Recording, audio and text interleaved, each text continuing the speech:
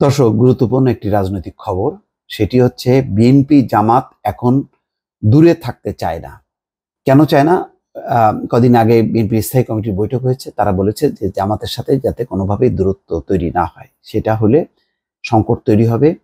কারণ নির্বাচন, এই দাবিটা গুরুত্বপূর্ণ এবং যদি দূরত্ব তৈরি হয় তাহলে একটা রাজনৈতিক শূন্যতা তৈরি হবে এবং অন্তর্বর্তী সরকারও কাজ করতে পারবে না, সংকটের মধ্যে পড়বে। ইতিমধ্যে সংকটে পড়েছে।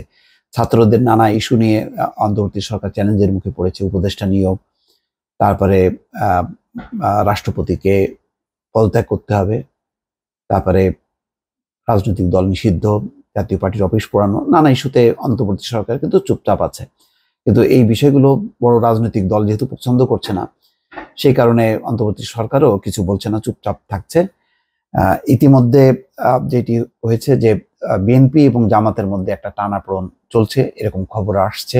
এই পরিস্থিতিতে যাতে বড় ধরনের কোনো রাজনৈতিক অনৈক্য তৈরি না হয় সেই ব্যাপারে বিএনপি সিদ্ধান্ত নিয়েছে। সেই খবরটাই সামনে এসছে যে ত্রয়োদশ সংসদ নির্বাচন ইস্যুতে টানাপোড়েনের মধ্যেই রাজনৈতিক সম্পর্ক স্বাভাবিক রেখে এগোতে চাইছে বিএনপি এবং জামাতে ইসলাম। 5ই আগস্ট শেখ হাসিনার পতনের পর বিভিন্ন রাষ্ট্র সংস্কার ও নির্বাচন ইস্যুতে উভয় দলের শীর্ষ নেতারা বিপরীতমুখী বক্তব্য দেন। এতে বিএনপির সঙ্গে তাদের দীর্ঘদিনের রাজনৈতিক মিত্র জামাতের সম্পর্কে দূরত্ব তৈরি হতে থাকে।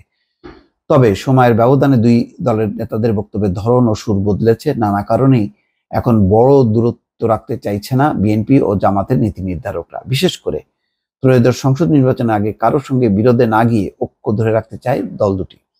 তা না হলে ছাত্র জনতার বিপ্লবের ফল ব্যাহত হওয়ার আশঙ্কাও তৈরি হবে।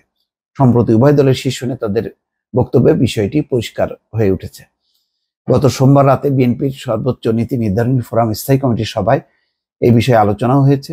জামাতের সঙ্গে স্বাভাবিক সম্পর্ক বজায় রাখতে চায় বিএনপি। আর সোমবার লন্ডনে এক অনুষ্ঠানে জামাতের আমির বলেছেন, ভেদাভেদ ভুলে ঐক্যবদ্ধ থাকার জন্য প্রয়োজনে ছোটখাটো বিষয়ে টানাটানি বন্ধ করতে হবে।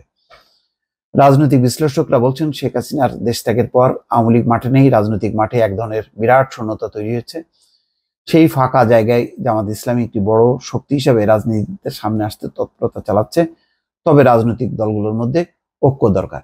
ধারণা হচ্ছে যে জামাতের আমির হয়তো তারেক রহমানের সঙ্গে লন্ডনে দেখাও করতে পারেন।